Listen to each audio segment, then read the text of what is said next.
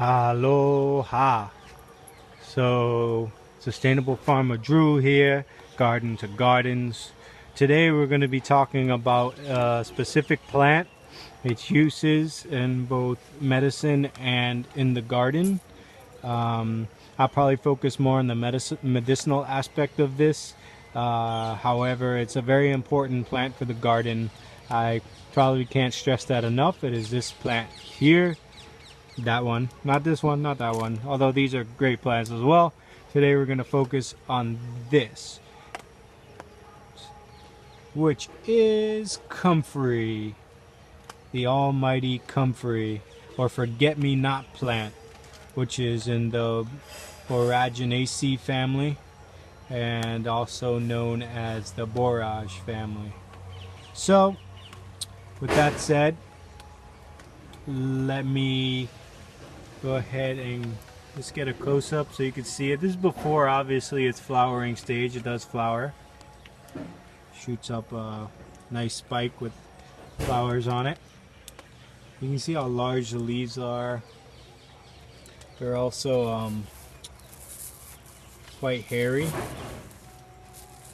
When you run your finger or brush up against it, it's definitely, you can feel the hairs on it. Not necessarily soft hairs. So yeah, so I'm gonna turn this thing around and talk a little bit about it with you. How's it? No, how you doing? So as you can see, this plant that I was just showing you and continue to show you is Comfrey, also known as, in the Latin name, Symphytum uplandicum, or Symphytum X uplandicum, X meaning hybrid, which this plant is actually the most commonly sold plant around the world, and it is the Russian variety, which is sold in all the stores and the one that most people have. There is another variety which I will mention for the sake of comparison that is also available, but very rarely. It's more found in the wild, but it is the common comfrey called Symphytum officinale, which also is very similar as far as in relation to the uplandicum. They're both used medicinally, and the only two that are able to be used medicinally. And there are other cultivars and varieties, but we're not going to go into that. They can be used as for gardening functions, but just for that purpose. But for these two, they both serve. Oh, I'm dropping the phone here, trying not to wiggle too much and make better videos for y'all. I did invest in a tripod, so hopefully that'll be something I start using. Anyway, so if you have suggestions as far as videos go, I keep saying this, go ahead and just leave me a comment. I'll be more than happy to start making videos in regards to those types of things. Now on with this, I'm going to jump all over the place. Hopefully you can stay with me. I tend to do that, you know how it goes. So this Russian comfrey, this guy right here, just so you know, you can see it again, is used right now in a guild, which I will eventually talk about in another video. Its function, purpose, and role in this guild is something that's very important. And as you can see, it's doing quite well. It's grown immensely. The leaves are large. As always, that's one of the characteristics which we'll talk about too. And it's used in this guild. And for right now, we'll keep it at that. And that's what I'm using as my example.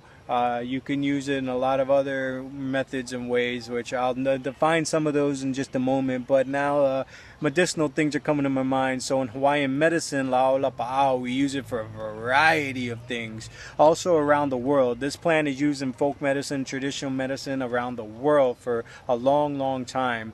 I will make sure to make it a point to tell you how long in just a second, but the things we use it for are first and foremost like sprains and bruises, anything to do with the skin, and externally is very good for external issues. It is also used internally, so some of the things that we do use it for are like sprains on the ankle, bleeding and hemorrhaging, bronchitis, bone bruises, broken bones, burns, diarrhea, bronchitis, lack of pepsin, for protein, digestion. It promotes healing. Has if you have lung problems and sore muscles, it helps the pancreas in regulation of blood sugar levels, and also used for tuberculosis and tumors, believe it or not. So it has a variety of uses, and that's pretty much across the board. All types of cultures use this very similarly, and primarily on the skin, but all those other issues that I use them for, depending on where you go, they use more or less. So as you see, a very versatile plant, multifaceted here, not just for us, but you know, it's used in the garden too. And anyway, it's in the Boraginaceae family, which I think I told you, which is the borage or forget-me-not plant. And it's a fast-growing perennial plant, herbaceous perennial plant, with large leaves and a very deep taproot. It's native to Europe and Asia, and it was originally started cultivating about 400 BC, and first been known to be growing in China for about 2,000 years. So this plant has a long history. They've been using it a long time. With that said, there are, well, I won't talk about that yet. That's something I'm going to probably bring out after I tell you about all the great things of this plant. That plant there, just so you know. Yeah. Keep on track. Don't lose track now. Comfrey in Latin means grow together. So they figured this out a very long time ago, obviously, and that's part of why you see it in this functional guild here, as part of a function of a guild. I don't want to get too much into that or confuse you with that word. So it was figured out a very long time ago that this plant can be grown together, and basically that's what it means, is grow together. So other than that, it's a great fertilizer plant, both for chop and drop, which is a method of permaculture used as pretty much mulch. You can use it as mulch, you can use it as a liquid fertilizer, and it's a nutrient, naturally a fertilizer while it's there in the ground, and a nutrient accumulator, as well as a pollinator plant and insectary plant, which means it attracts beneficial insects like lacewings, and spiders like to, you know, in the colder climates, like to hang out on this plant to stay, I guess, alive during the winter months or something. So but there's others. I think parasitic wasps also like this plant too. So it's very beneficial, and that's very important, just so you know, that awesome for your garden. So if you're not even using it for permaculture, this is good for the garden and for medicine and for pollinators and very important stuff. Oh Lord.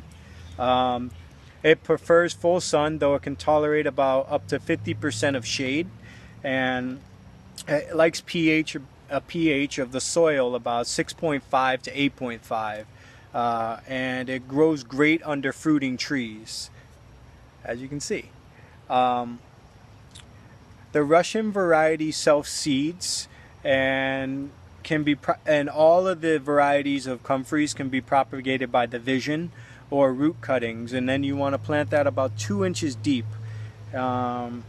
There is a blocking 14 variety, which people sell a lot. You got to make sure you don't get this variety. You can, however, it's sterile. It doesn't self-seed or reproduce, and takes a lot of effort on your part. So that's not something we want to be growing, nor can you use it for medicine. So it's I don't know why people do this. So anyway, the uplandicum, which is the Russian one I just said about, is that self-seeds and can be used by division, as well as all the others.